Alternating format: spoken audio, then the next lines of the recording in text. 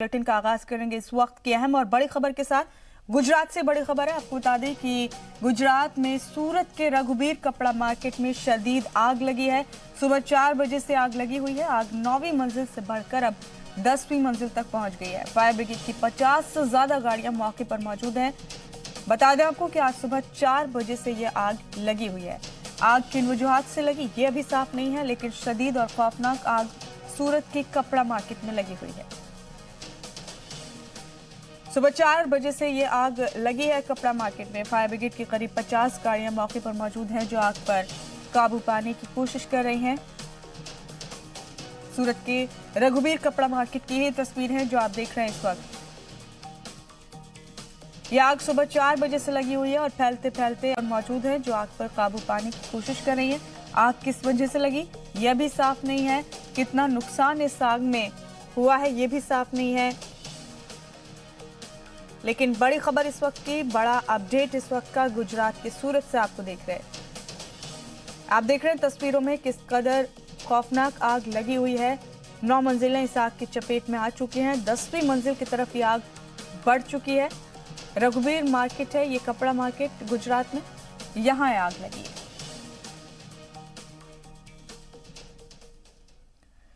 और बढ़ते खबरों में आगे, शाहीन बाग के धरने के खिलाफ दाखिल अर्जी पर आज सुप्रीम कोर्ट में समाअत होगी। पुलिस पर मामला छोड़ने के दिल्ली हाई कोर्ट के हुक्म पर ऐतराज जताया गया। इस अर्जी में रिटायर्ड जज से मॉनिटरिंग कराने का मुतालबा किया गया है।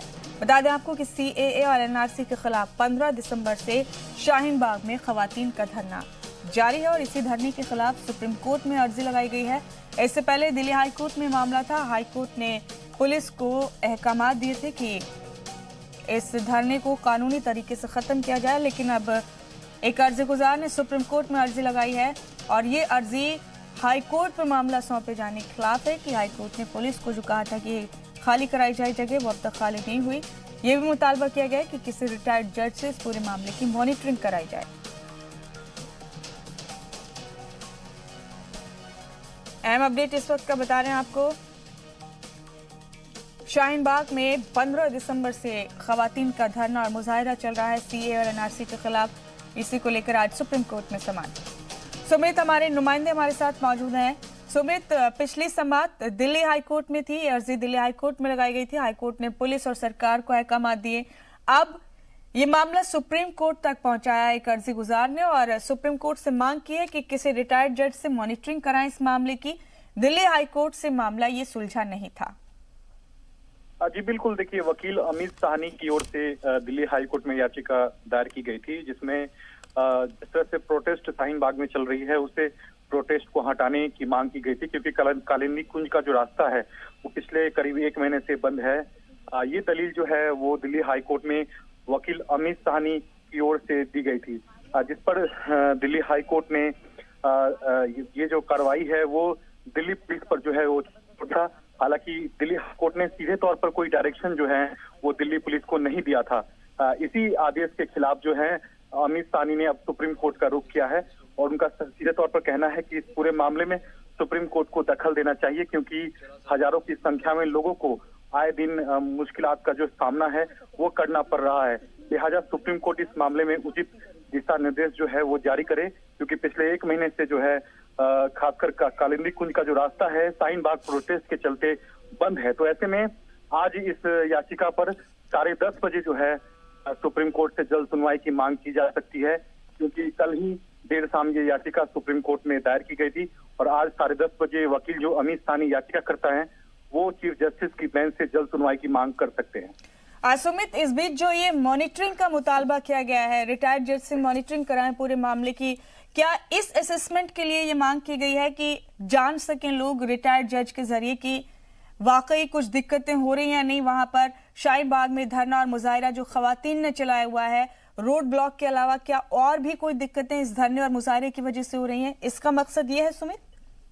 जी बिल्कुल, देखिए, याचिकाकर्ता का साफ तौर पर कहना है कि दिल्ली हाई कोर्ट वो गए थे और दिल्ली हाई कोर्ट ने सीधे तौर पर कोई डायरेक्शन नहीं दिया। लिहाजा सुप्रीम कोर्ट को इस पूरे मामले में दखल देना चाहिए और कोर्ट को लगे तो इस मामले में रिटायर्ड जस्टिस की अध्यक्षता में कमेटी गठित की जाए और वो इस पूरे मामले की पड़ताल करे और रिपोर्ट जो है सुप्रीम कोर्ट में सौंपे, क्योंकि जिस तरह से प्रदर्शन के नाम पर आम लोगों को जो परेशानी पिछले 1 महीने से हो रही है उसका हवाला सुप्रीम कोर्ट में दिया गया है और ये कहा गया है कि प्रदर्शन के नाम पर लोगों को परेशान नहीं किया जा सकता है। ये अमित साहनी की जो दलील है वो सुप्रीम कोर्ट में दी गई है।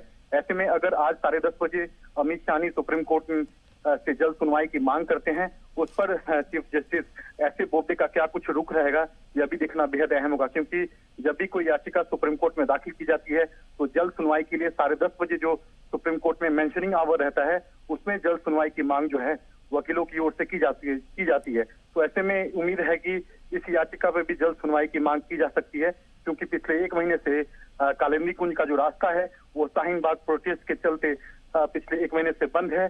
लिहाजा आज 10:30 बजे अमित साहनी चीफ जस्टिस की बेंच से जल्द सुनवाई की मांग कर सकते हैं। देखना अहम होगा कि अगर जल्द सुनवाई की मांग सुप्रीम कोर्ट से की जाती है तो क्या सुप्रीम कोर्ट इस मामले में जल्द सुनवाई करता है या नहीं, यह देखना बेहद अहम रहेगा। यानी कुल मिलाकर सुमित, जो रोड नंबर 13A ब्लॉक है शाहीन बाग के मुजाहरे की वजह से, शाहीन बाग के धरने की वजह से, बड़ा मकसद यही है कि उस रोड को किसी तरह खुलवाया जाए, क्योंकि इससे आम लोगों को आने जाने में दिक्कत पेश आ रही है। जी बिल्कुल, देखिए याचिकाकर्ता का साफ तौर पर कहना है कि प्रोटेस्ट के चलते आम लोगों को परेशानी नहीं हो सकती है, ये दलील दी गई है, क्योंकि प्रोटेस्ट के नाम पर पिछले 1 महीने से दिल्ली पुलिस ने एहतियातन वहां तमाम बैरिकेडिंग की हुई है, जिसके चलते वो रास्ता जो शाहीन बाग होते हुए जो कालिंदी कुंज का रास्ता है वो पूरी तरह से ठप है।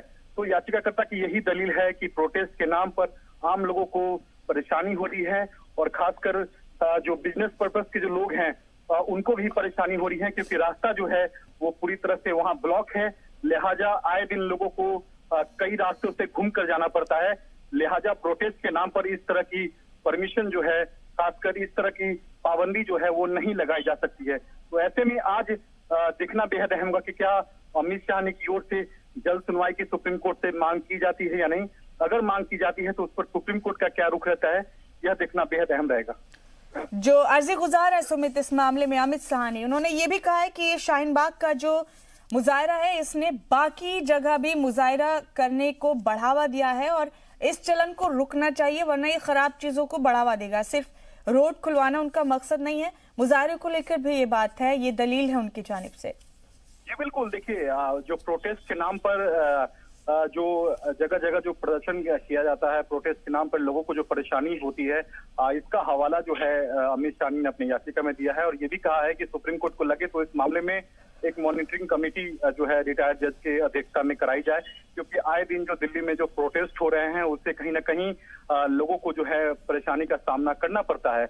लिहाजा सुप्रीम कोर्ट इस पूरे मामले में दखल दे, क्योंकि सबसे अहम बात है कि दिल्ली हाई कोर्ट ने इस मामले में सीधे तौर पर दिल्ली पुलिस को कोई आदेश नहीं दिया था। हाईकोर्ट का सिर्फ साफ तौर पर कहना था कि दिल्ली पुलिस जो है सुरक्षा के मद्देनजर जो है फैसला ले। तो दिल्ली पुलिस के रिक्वेस्ट पे भी जो है वहां से प्रदर्शनकारी जो है वहां अब तक नहीं हटे हैं।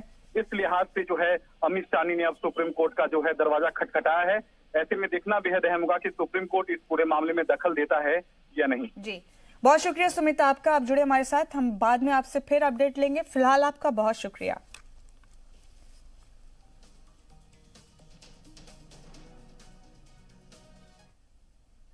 शहरियत तरमीमी कानून के खिलाफ चल रहे धरने के खिलाफ दायर अर्जी पर आज सुप्रीम कोर्ट में समाअत होगी।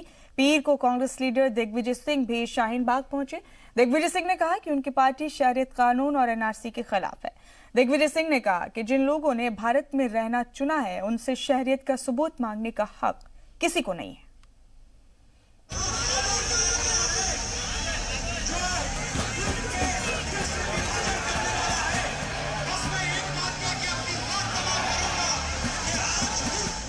दिन बदलता है, तारीख बदलती है, लोग भी बदलते हैं, लेकिन शाहीन बाग के इस मुजाहिरे की तस्वीर नहीं बदलती।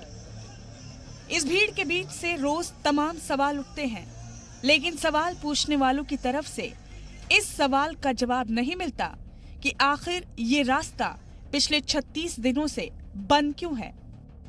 बेशक मुजाहिरा जायज है, नाराजगी सरकार से है, उसके बनाए कानून से है, तो फिर आम लोगों को होने वाली परेशानी की अनदेखी क्यों?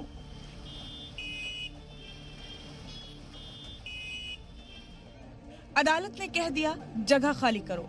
पुलिस ने भी कोशिश करके देख ली, लेकिन अब तक परेशानी जस की तस है। दिल्ली पुलिस कई बार शाहीन बाग पहुंचकर लोगों से सड़क खाली करने की अपील कर चुकी है, लेकिन नतीजा जीरो है।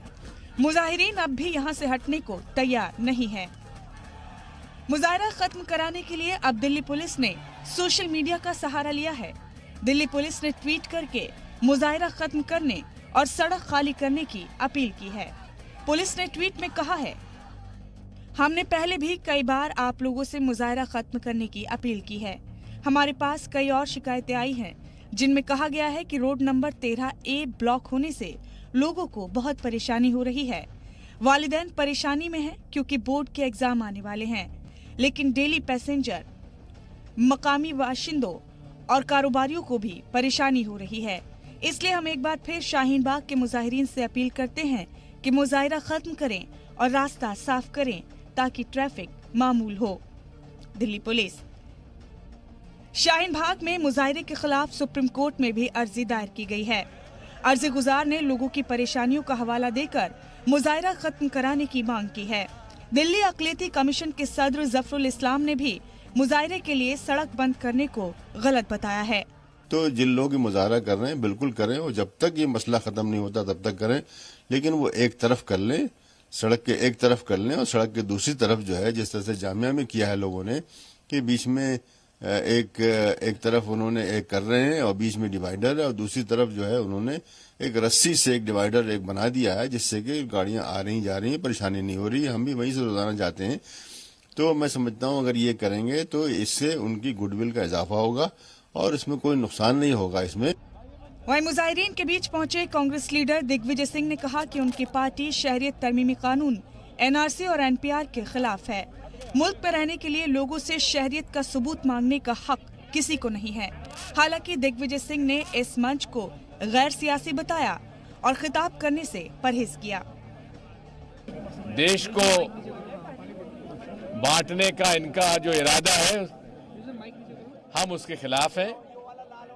इस देश के हर नागरिक जिसने भारत में रहना पसंद किया है,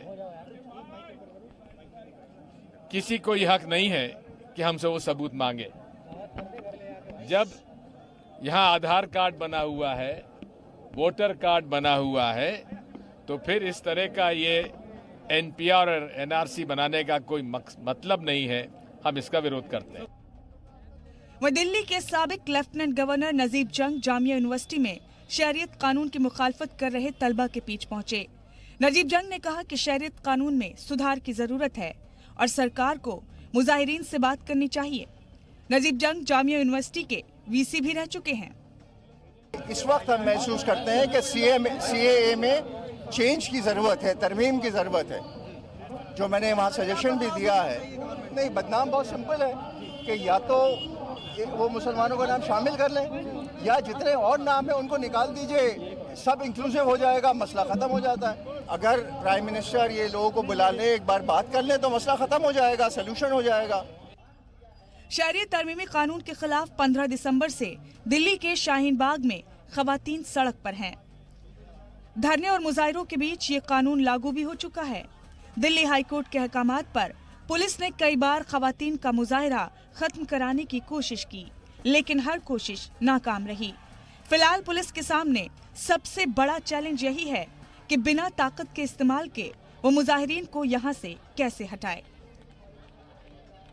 ब्यूरो रिपोर्ट, जी मीडिया। तो सुप्रीम कोर्ट में भी आज समाअत है और इस बीच कांग्रेस लीडर दिग्विजय सिंह भी पहुंचे शाहीन बाग में मुजाहरा कर रहे लोगों के बीच और अपनी बात रखी। इस बीच आपको बता दें कि लखनऊ में दफा 144 नाफिज होने के बावजूद हुसैनाबाद के घंटाघर चौक पर CAA की मुखालफत में खवातीन का एहतजाज जारी है। ऐसे में पुलिस ने दफा 144 की खिलाफ वर्जी के मामले में 18 नामजद और 100 से ज्यादा मुश्तबा के खिलाफ 3 FIR दर्ज की हैं, जिसमें उर्दू के मशहूर शायर मुनव्वर राना की 2 बेटियों के नाम भी शामिल हैं। बता दें कि लखनऊ में शहरियत कानून की मुखालफत में पिछले 5 दिन से खवातीन बच्चों के साथ हाथों में तिरंगा और मोमबत्ती लेकर पुरअमन मुजाहिरा कर रही हैं। यहाँ मुसलसल एहतजाजों की तादाद भी बढ़ती जा रही है। खतरनाक सर्द हवा और कड़कड़ाती ठंड के बीच भी ये लोग मैदान में डटे हुए हैं।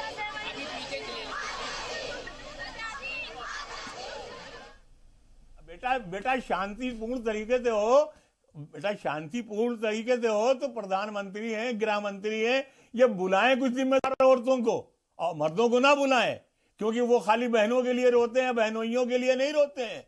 तो बहनों को बुलाएं कि भाई तुम क्या चाहती हो, बेटा, बहन, अम्मा, माई, और इसके बाद बताएं कि नहीं ऐसा नहीं है, ऐसा है, खत्म हो जाए बात। लेकिन एक तरफ आप उनको ये कि उनको हटाने के लिए फर्जी FIR करवा रहे हैं, फर्जी आप हाई कोर्ट में रिट दाखिल करवा रहे हैं, हर तरह का जुल्म करवा रहे हैं। तो ये जुल्म तो हिंदुस्तान की पहचान नहीं थी, ये तो अंग्रेजों ने यहां किया था, ये हिटलर ने किया था। इस मुल्क को हिटलर का जर्मनी क्यों बनाया जा रहा है? इस मुल्क को वो रूस क्यों बनाया जा रहा है जहां हिटलर ने आकर के जी जी माफ कीजिए, माफ करना, एक मिनट, माफ कर जी, हाँ जी जी, आप वहां के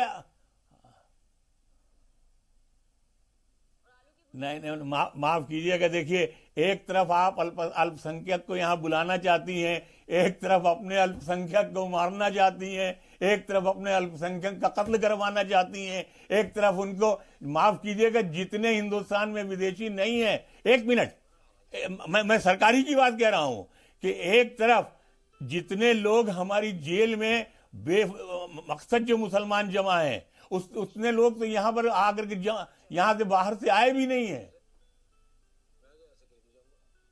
लेकिन नहीं, खतरे की बात ही नहीं हो रही है। हर बात में मुसलमानों को पेश कर देना, कहीं बम गिरे तो मुसलमान, पाकिस्तान में लोटा, अगर लोटा गिर जाए तो पाकिस्तान ने गिरा दिया, मुसलमान ने गिरा दिया। अभी कल को बोलते एक पागल दीवाना कोई भी उठेगा, वो कह देगा मुनव्वर राना पाकिस्तानी है, जिसके बाप दादा की 600 बरस से हड्डियां रायबरेली की मिट्टी में दफन है। अगर उसके बेटे को अगर कोई शख्स अगर ये कहता है कि वो मुनव्वर राना को पाकिस्तानी कह रहा है, तो उसका इलाज उसको शूट कर देना होना चाहिए, उसको गले लगाना नहीं होना चाहिए। ये जो मॉब लिंचिंग के नाम पर मैंने जब अवार्ड वापस किया था, मैंने तभी ये कह दिया था कि ये 100 लोग मिलकर जो 2 लोगों को मार रहे हैं, ये रस्म बन जाएगी, ये रवाज बन जाएगा, ये इस मुल्क में लोग धर्म बना लेंगे और जहां मौका मिलेगा लोग घेर के मार लेंगे। आज यही सूरत हाल हो गई है। नफरत की इंतहा इतनी क्यों हो गई है? आखिर 10 बरस पहले, 15 बरस पहले इतनी नफरतें क्यों नहीं थी? आज क्यों इतनी बढ़ी जा रही है? 370 हो तो मेरा गुनाह, 3 शादियां हो, 3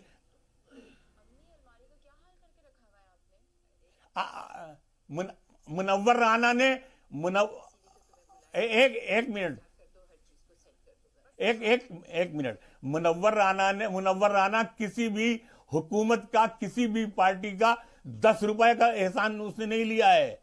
ये जो औरतें बैठी हुई हैं, ये भी किसी पार्टी से ताल्लुक नहीं रखती हैं। या आप किसी के जुल्म को छुपाने के लिए डाल देती हैं, कभी कांग्रेस का पर्दा डाल देती हैं, कभी समाजवादी का पर्दा डाल देती हैं, कभी बहुजन का पर्दा डाल देती हैं, कभी पाकिस्तान का पर्दा डाल देती हैं। आप अपने जुल्म को छुपाने के लिए ये पर्देदारी बंद कीजिए, इसको आपको बंद करना होगा।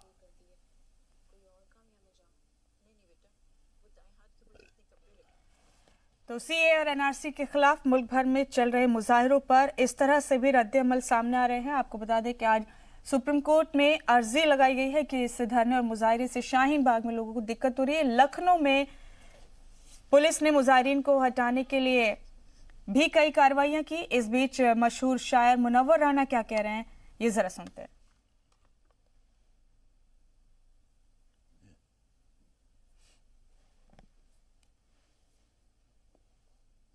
माफ कीजिएगा, 30 बरस से हिंदुस्तान के हर शायर ने उन कश्मीरियों के लिए शायरी की है जो वहां से निकाले गए हैं। ये जो लफ्ज मुहाजिर, जो हमने मुहाजिरनामा लिखा है, मुहाजिरनामे का मतलब पाकिस्तान नहीं होता है। मुहाजिरनामे का मतलब वो कश्मीरी भी जो है वहां से निकाल कर जो हिंदुस्तान में भाग कर आए हैं जहां जगह है। मुहाजिर का मतलब वो नहीं है जो यहां से भाग करके पाकिस्तान गए हैं। मुहाजिर वो भी हैं जो अफगानिस्तान से यहां भाग करके आ रहे हैं। तो मैंने या लोगों ने ऐसा नहीं है कि कश्मीरी पंडितों का एहसान न माना हो। कश्मीर, माफ कीजिएगा, कश्मीरी पंडित तो हमारा लीडर रहा है। पंडित जवाहरलाल नेहरू, पंडित मोतीलाल नेहरू, इंदिरा गांधी, जस्टिस कारजू से लेकर 200 लोग हमारे कश्मीरी हमारे लीडर हैं। आप ये कैसे कह सकती हैं? आप ये कैसे कह रही हैं कि हम हिंदू मुसलमान करने वाले लोग हैं? कश्मीर में जो भी हुआ वो सियासी तौर पर हुआ। जैसा हुकूमत चाहती थी वैसा हुआ। आज इस मुल्क में जो कुछ हुकूमत चाह रही है वैसा ही हो रहा है। एक मिनट, ये जो घंटा घर में जो औरतें बैठी हैं, इनमें बहुत सी औरतें ऐसी हैं कि इस शहर की 50,000 औरतों को, चाहे वो जिस पार्टी की हो, उनको 500 रुपए रोज देकर 5 साल तक अपने घर में रख सकती हैं। तो उर्दू के मशहूर शायर मुनव्वर राना को आपने सुना, अभी अपनी नाराजगी जाहिर कर रहे थे CAA और NRC को लेकर, अपना रद्द अमल भी उन्होंने दिया। इस बीच आपको बता दें कि उद्धव सरकार में वजीर और कांग्रेस लीडर अशोक चव्हाण ने शहरियत तरमीमी कानून को महाराष्ट्र सरकार में लागू नहीं करने की बात कही है। अशोक चव्हाण ने कहा कि जब तक हमारी सरकार है तब तक रियासत में इसे लागू नहीं होने देंगे। चव्हाण ने यह भी कहा कि मुस्लिम भाइयों की अपील पर ही कांग्रेस महाराष्ट्र सरकार में शामिल हुई है।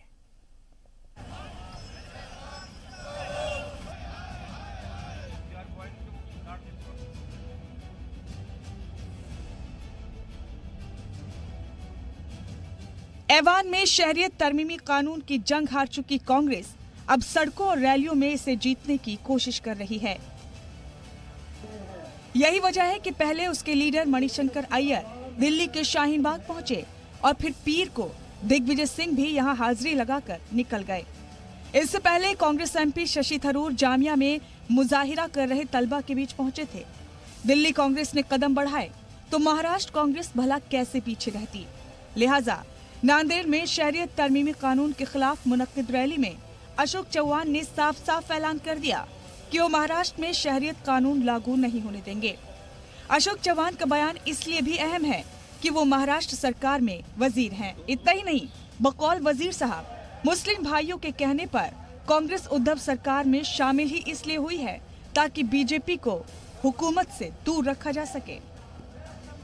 तमाम हमारे मुस्लिम भाइयों ने भी कहा कि आप हमारा सबसे बड़ा दुश्मन बीजेपी है और बीजेपी को अगर रोकना है तो कांग्रेस ने इस सरकार में शामिल होना चाहिए, कि तमाम हमारे मुस्लिम भाइयों ने भी कहा। और इसीलिए कांग्रेस पार्टी आज हुकूमत में महाराष्ट्र में है और जब तक हमारी यह हुकूमत है तब तक CAA का अमल महाराष्ट्र में हम नहीं होने देंगे। अशोक चव्हाण ने कहा कि मुल्क का आईन डॉक्टर अंबेडकर ने बनाया था, जिसे किसी भी सूरत में नहीं बदला जा सकता। इसीलिए सरकार लोगों के साथ किसी भी तरह का इम्तियाजी सुलूक नहीं कर सकती। इल्जाम लगाया कि सरकार अक्सरियत का गलत इस्तेमाल कर रही है। सरकार ने जम्मू कश्मीर को बांट दिया और 4000 लीडरान को जेलों में बंद कर दिया। We are never going to get 303 seats again, so we also have a majority, a slight majority, along with others in the Rajya Sabha. So let us push through all the anti-Muslim legislation that we have in mind. It began with the reading down of Article 370 and Article 335A of the Constitution, and then the division of the Riyasat of Jammu Kashmir between Ladakh and Jammu Kashmir. वहीं मगरबी बंगाल की वजीर आला ममता बनर्जी ने भी जल्द ही शहरियत कानून की मुखालफत में असेंबली में तजवीज लाने की बात कही है, जबकि कांग्रेस लीडर और सीनियर वकील कपिल सिब्बल पिछले हफ्ते ही कह चुके हैं कि आईनी तौर पर कोई भी रियासती सरकार इस कानून को लागू करने से मना नहीं कर सकती, क्योंकि ये पार्लियामेंट से पास हो चुका है। कांग्रेस लीडर सलमान खुर्शीद ने भी सिब्बल की बात की हिमायत की है। अब सवाल ये है कि शहरियत कानून पर आइन की दुहाई देने वाले लीडर जानबूझकर गैर आईनी बातें कर रहे हैं या फिर अनजाने में। ब्यूरो रिपोर्ट, जी मीडिया।